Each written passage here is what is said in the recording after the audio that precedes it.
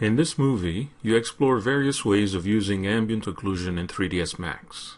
First, a few words about ambient occlusion, or AO for short. Ambient occlusion was invented by Industrial Light and Magic in 2002 as they were working on the movie Pearl Harbor. It is meant to simulate global illumination without requiring full GI computations. The shader was written to occlude, that is, to block light from hitting a certain point. This is dependent on the object surrounding that point. Ambient occlusion starts from your position looking at the scene. Every single point visible to your eye gets calculated in the following way. A number of rays are cast from that point in a randomized hemispherical way out to do hit tests on the rest of the scene. You specify the number of rays to be cast. The more rays you specify, the better the result, but the longer the rendering time. Some rays collide with other objects, some don't. The surface point is then shaded by a ratio of hit rays, in this case 2/6. The more occluded the point, and the darker it appears in the final render. For better results, you also define how far the rays travel. A travel distance of 0 makes the rays travel indefinitely. You usually want to define a distance that fits the scene well. Ambient occlusion is relatively fast. It can even be used in a scene that has no lights and still improve it tenfold. Let's put it to practical use. This scene is set inside a modern apartment. At this time, no lights are used and the render looks bland. The rendering engine is set to mental ray, otherwise you cannot use ambient occlusion.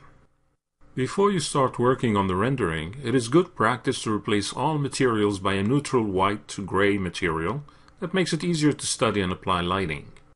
This can be done in the Render dialog, Processing tab. Enable the Material Override option and simply create and apply a standard material in that channel.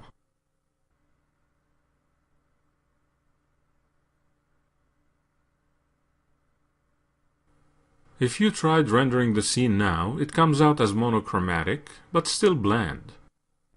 However, the original materials are preserved and can be restored simply by disabling Material Override. Next, you will add ambient occlusion as a diffuse map to the override material. Instead of the gray diffuse color, choose the mental ray ambient reflective occlusion map. There are two important parameters to consider. The samples value defines the number of rays to be cast from any given point. 16 is the default. More rays mean better quality, but with more computing time. Max distance is the distance the rays travel before they can hit an obstacle. Set it to 1 meter for the scene. Before you render, notice that you added the ambient occlusion map to the diffuse channel of a standard material. Some materials, such as Arc and Design, have embedded AO channels in a separate rollout.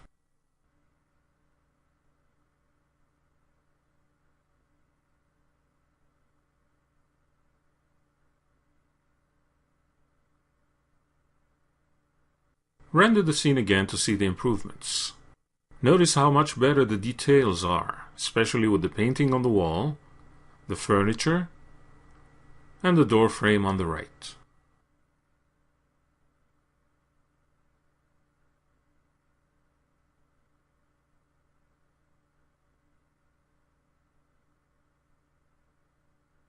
Increase the samples value to 32.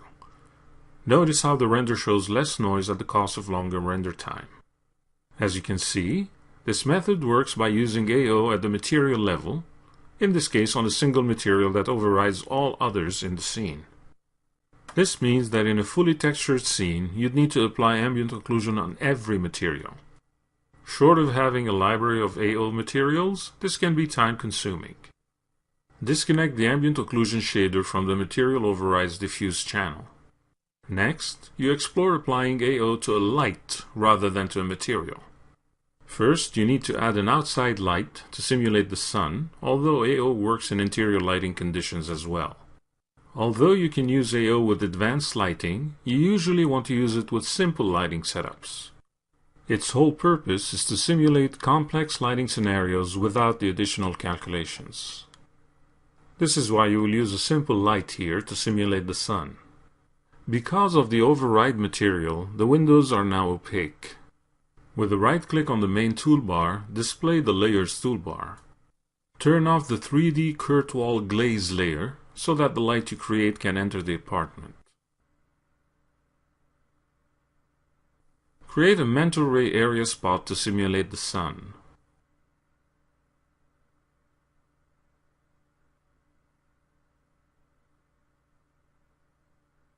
Set its angle downward at about 30 to 45 degrees for a nice afternoon sun. Alternatively, you can use a direct light, but the mental ray area spot gives better area shadows in case you decide to use them. Ensure the light is set to cast ray trace shadows. Set its light cone to be fully opened and increase its intensity to about 3 units.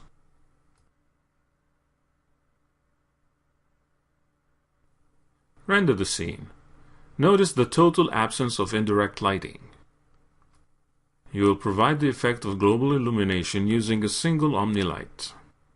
Add an OmniLight anywhere in the top view.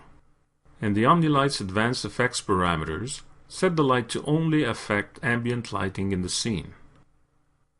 Set the light intensity to 1 and render the scene. The results are hardly satisfactory as the scene is now washed out in white.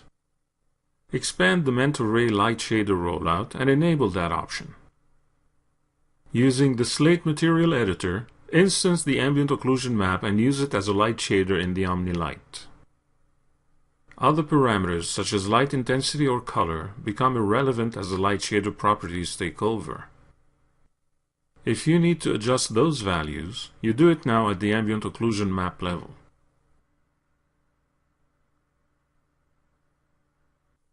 Render the scene again. Notice the speed at which it renders a much improved result. Now you are using ambient occlusion as a light shader, which affects ambient lighting in the whole scene, thereby affecting all materials in that scene. Remember that this technique is not physically accurate. What you lose in lighting accuracy, you gain in rendering time. Finally, disable the material override, restore the glazing layer, enable the background map and render the scene in full colors and textures.